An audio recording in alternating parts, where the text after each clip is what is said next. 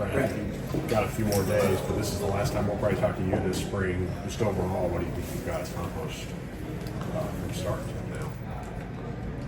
Yeah, you know what? I think a lot of young guys got reps.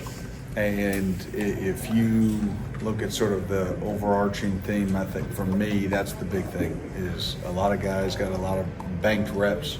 I think certain position groups sort of gotten better, and now they need to sort of carry that through summer, continue to get bigger, get stronger, so that we can have a good fall camp. Is there anything you just want to see from your guys on Saturdays, or is it like specific that you close out strong? No, just again, I think you just want to see their competitiveness. It's you put fans in the stands, and it's sort of again, we go back to the young guys. It's their first glimpse of doing it, in front of a crowd, in front of a lot of people, and so you want to see who can step up in that moment. Hopefully they all do. The light in the moment's not too big.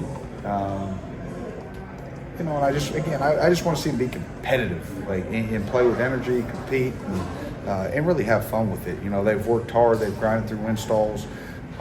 Like anything else, there's monotony that comes with continuous practice, and this is sort of the culmination of that for them. So just go out there, have fun, friends, family, and show what they can do. Marcus told us last week you can't really do a real scrimmage just because of the defensive line situation.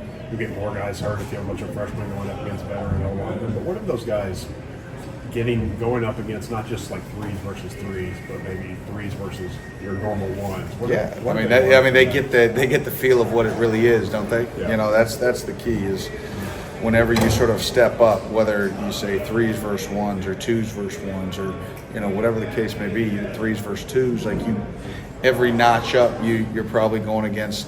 You're going against an older guy that's savvy, that's experienced, and so you get closer and closer to, oh man, this is really what it'll be like on a game day, and then we always tell them, even if it's one versus, you're going against a one, like the level of intensity isn't anywhere close to game day.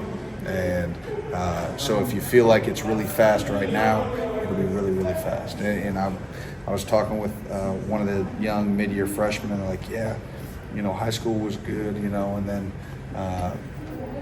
one of the all-star games that he was able to play in, he was like, man, you could feel the speed and the pace increase when everybody there was good. And he goes, then you come here, and he's like, it's just a whole different level. And I laughed, and I said, well, what you're feeling right now is just a sliver of what you would actually feel on game day. Do you have to guard against those guys getting frustrated when they go up against players who are so much more older and experienced than them? Yeah, you do. But I think our coaching staff, does a really good job of just, again, encouraging them and say, hey, listen, this is the natural process. And I think our older guys do a nice job putting their arm around and say, hey, I've been exactly where you've been. I felt these exact same feelings of frustration of, man, am I good enough? Can I do this? These guys are way bigger, faster, stronger than me. And it comes down to time. And you have to be patient and put in the time, and it'll come. Brad, years ago it would have been unheard of, for freshmen to come in and be anywhere near ready to compete.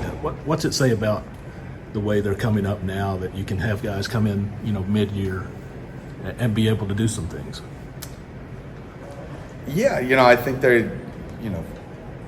it starts in their high school programs. I think, high schools have become way more sophisticated, in terms of, at least some of them in terms of the schemes that they run. So there's a comfortability in that.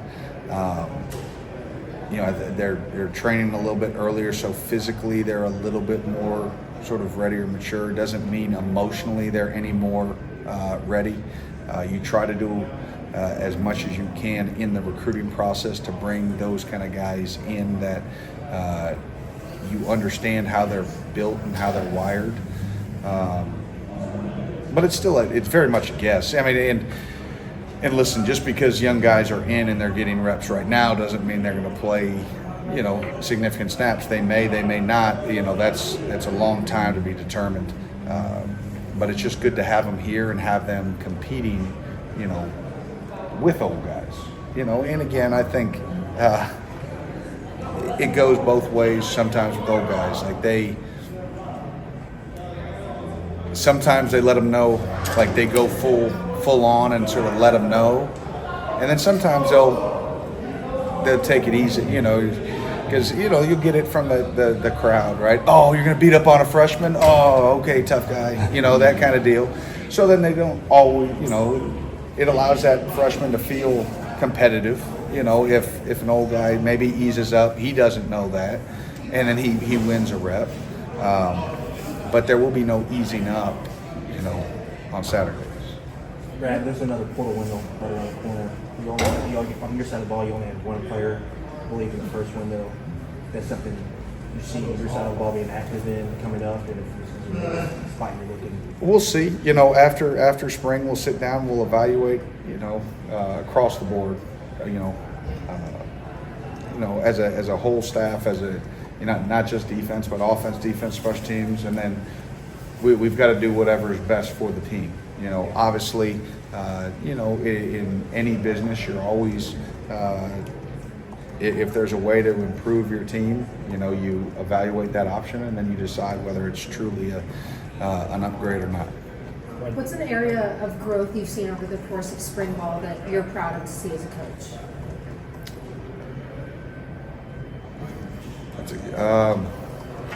To single out an area,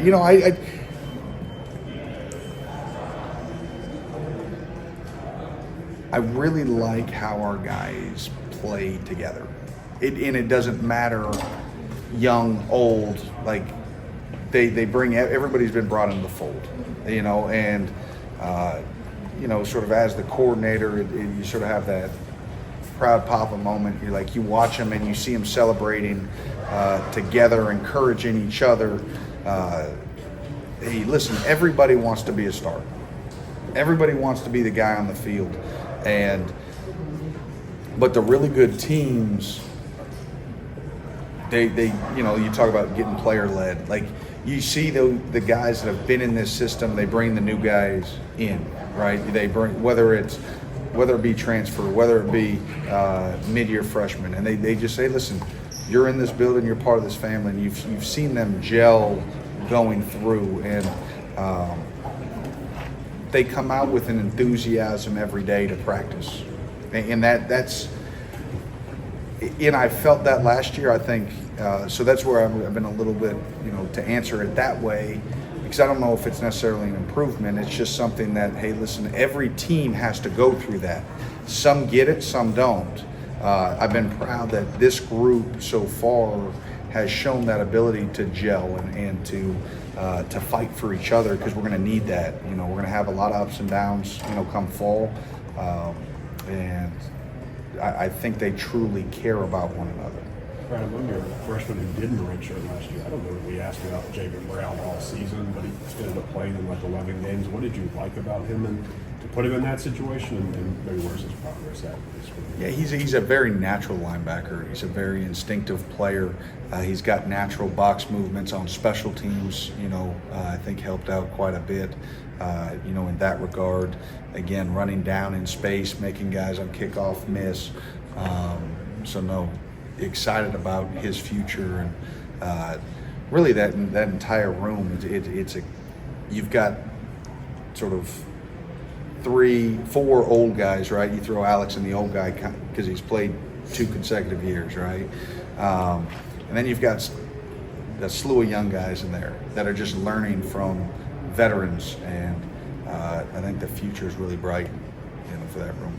Some of those young guys, specifically the Smith twins, they're getting used to college ball. Kind of, how have you seen them adjust? I think, first of all, really easily, it's been an easy transition. And I think that transition like that might be slightly easier when you're doing it with your brother, right? So you have somebody to lean on, and so you sort of walk into an unknown situation with something that you can cling to that's familiar. But it's great. What I love about them is, some twins or some brothers will always be just around each other, and they're not like they trust me. They're around each other plenty, but they'll branch off. It's not like they're always eating at the same table in the cafeteria. Hey, they've got friends all over the team, so I'm eating here today. They're like, and so it's just been a really smooth transition for both of them. And I think both of them have had really sound and solid springs, and so we need to just continue to build on those. All right, thanks, Coach White. Appreciate you.